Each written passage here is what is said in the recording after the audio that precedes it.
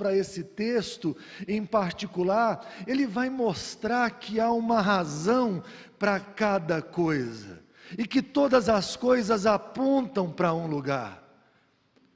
O apóstolo Paulo vai falar sobre o Cristo Supremo, quando ele escreve aqui aos Colossenses, e ele vai mostrar a grandeza de quem é Cristo e do que Cristo fez, do que Deus fez por meio do seu Filho Jesus Cristo. E aí algumas coisas precisam estar claras no nosso coração. Se o grande propósito nosso é Deus, a minha pergunta é: por que é Deus? Porque a razão da minha vida é Deus, porque o fim principal do homem é a glória de Deus e é se alegrar em Deus. E aí a resposta que o apóstolo Paulo vai trazer para nós é porque nós fomos criados por Ele e nós fomos criados para Ele. Ele não coloca isso em questão. De onde vem a vida, para ele é muito claro. Ele não está perguntando para o mundo ou para as filosofias do mundo o que eles pensam acerca da criação do mundo. Quando o apóstolo Paulo pensa na criação do mundo, ele tem clareza em afirmar que todas as coisas que existem, elas procedem de um Deus que sempre existiu. Tudo que existe tem seu princípio em Deus, nesse Deus que não tem princípio. Tudo começa em Deus, e quando ele começa a apontar para Cristo, me lembra um pouco do Evangelho de João, porque o autor do Evangelho de João, ele vai dizer: no princípio era o Verbo estava com Deus, o Verbo era Deus, todas as coisas foram feitas por intermédio dele, e sem ele nada do que foi feito se fez. Então, se perguntássemos para João, quem criou o universo? Ele diria: Deus criou pela palavra, e a palavra é o Senhor Jesus Cristo.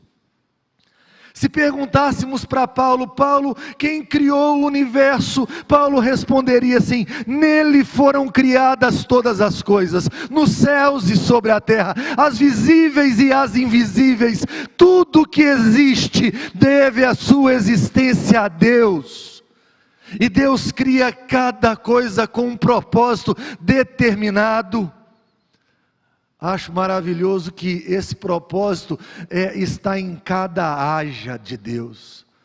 Toda hora que Deus diz para alguma coisa o que ela é, aquela coisa não apenas vem à existência, mas aquela coisa cumpre o seu propósito todos os dias. Quando Deus diz que haja a luz está aqui até hoje, cumprindo obedientemente a ordem dela existir, e cumprindo o seu propósito de trazer luz a cada lugar.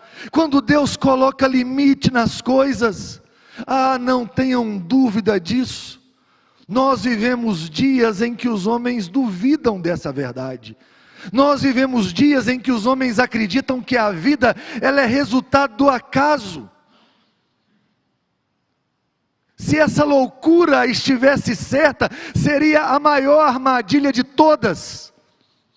Porque todos os dias eu acordo, e cada coisa tem seu tempo, e cada coisa tem seu propósito. O cientista mais ateu que existe vivo hoje, ele é obrigado a acreditar em leis que regem o universo, e é obrigado a acreditar que cada ser existente cumpre um propósito. Ele não consegue meio que entender isso, ele tem que criar um caminho difícil para explicar isso, mas todas as coisas cumprem um propósito, foram criadas para Deus. E em cada momento, quando vivemos esse propósito, nós glorificamos a Deus. Mas há uma coisa nesse texto que me chama a atenção: Ele nos criou por Ele nos criou para Ele, e Ele nos sustenta para Ele. Há uma coisa que é maravilhosa nesse texto, quando fala que Ele não apenas criou, mas nele tudo subsiste. As visíveis e as invisíveis, As pessoas que odeiam a Deus hoje, elas estão vivas porque Deus as sustenta. Nós acordamos hoje porque Deus tem nos sustentado. E Deus tem cuidado de nós. Como não viver por Ele? É tão maravilhoso pensar no Salmo, quando o salmista diz que todos os nossos dias foram escritos e determinados, cada um deles, quando nenhum deles havia ainda. Imagine o tamanho desse controle, todos os dias determinados. Imagine um Deus que escreve a história de forma minuciosa, que cuida de forma minuciosa. Quando vai falar do cuidado dele por nós, ele vai falar bem assim: ele sabe quantos fios de cabelo na cabeça você tem. Eu não sei se você sabe, eu não sei. Mas olha o tamanho desse cuidado. Imagine, não é alguém que simplesmente disse, e haja cabelo. É alguém que sustenta, que cuida, que sabe quantos fios de cabelo você tem. É alguém que nenhum pardal cai sem a permissão dele. Eu não sei se você sabe disso, mas passarinhos têm preços. Certa vez eu fui numa roça, onde eu era pastor, e eu fiquei curioso para perguntar os preços do passarinho.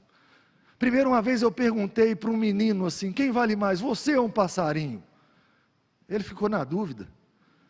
Eu falei, você, meu filho, vale mais que um passarinho. E aí eu falei, quanto vale um pardal?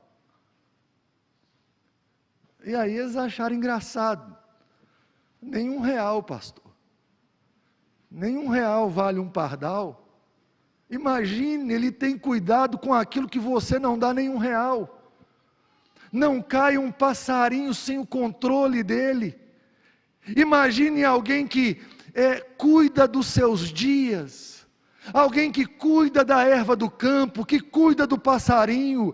É maravilhoso quando o apóstolo Pedro vira para mim e vira para você, e ele fala assim, nós devemos lançar sobre Deus a nossa ansiedade. Sabe por quê? Porque Ele tem cuidado de nós. Não é simplesmente Ele cuidará de nós, há uma experiência de cuidado todos os dias.